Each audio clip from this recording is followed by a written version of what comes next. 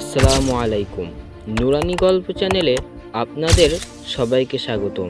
আমি তাহেরুল। আজ আপনাদের জন্য নিয়ে এসেছি এমন একটি গল্প যা আমাদের সমাজের এক কঠিন বাস্তবতাকে তুলে ধরে।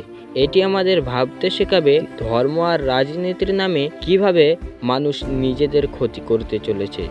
চলুন শুরু করা যাক। এক ছিল শকুনের বাচ্চা। তার বাবার কাছে আবদার করলো, বাবা, আমি মানুষের মাংস খাবো। শকুন বাবা বলল, ঠিক আছে বেটা, সন্ধ্যের সময় এনে দেব।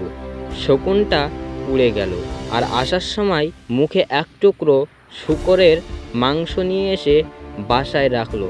বাচ্চাটা দেখে বলল, বাবা, এটা তো শূকরের মাংস, আমি মানুষের মাংস খেতে চাই।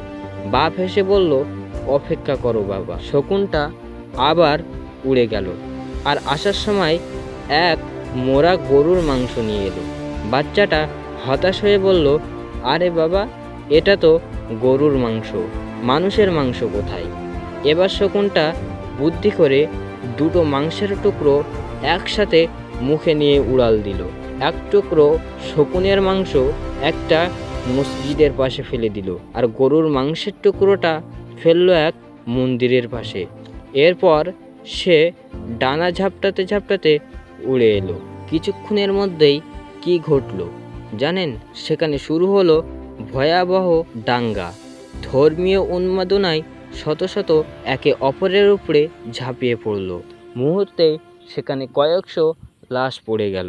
তখন গাছের ডাল থেকে শকুন আর শকুনের বাচ্চা নেমে এলো। দুজনে মিলে খুব তৃপ্তিতে মানুষের মাংস খেলো। বাচ্চা